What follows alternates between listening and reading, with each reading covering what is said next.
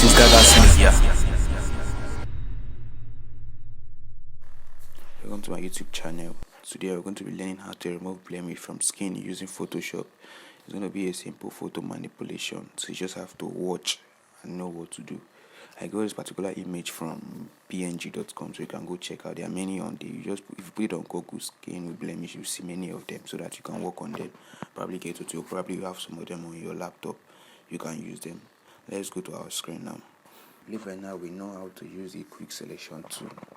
There's a video down there, so you just go and check it out on how to use this tool if you're new to the channel. And if you're new, please do it to subscribe and turn on notification.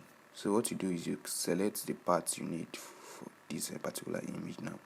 So I'm going to be is on subtract now. You can see it's on subtract there. So I have to make it out. Then I click it on add, so that I can add to the selection. Then all this edge I don't need, I'll put it on subtract. You hold your alt. When you hold your alt, it means you want to remove from it, and then you can click on the part you want to remove. And then you have to make sure you're taking just the face, because that's where you're going to be working on. You shouldn't involve other part, like you said, I didn't involve the neck, because I'm not going to be working on the neck. I'm just going to be working on the face where I have this blemish.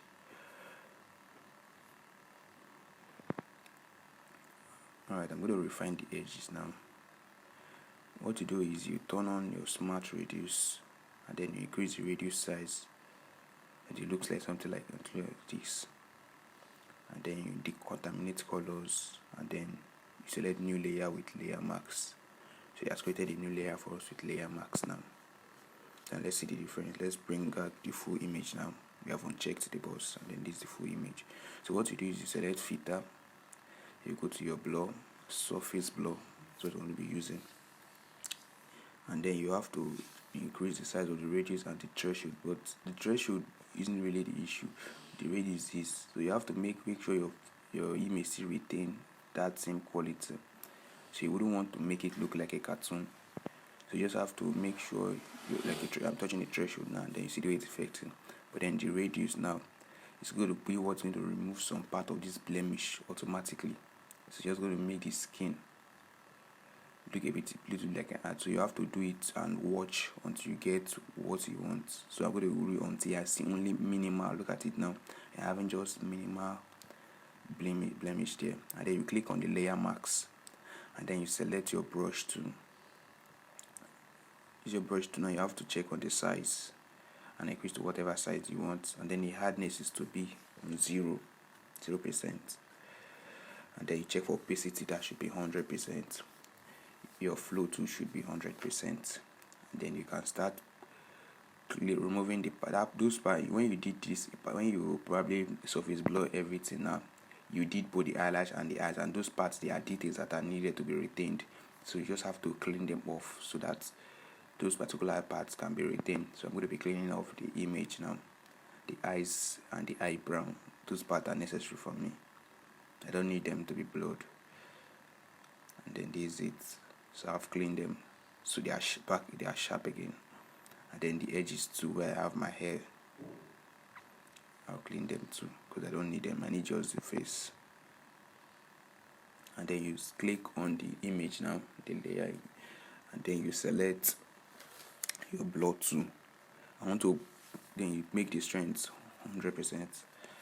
Now I want to make sure that some part of it fitting, because in the process of blurring all of it, not every part entered. So some of the part that did not blur, I'm going to manually blur them myself so that they can fit in. Just these parts,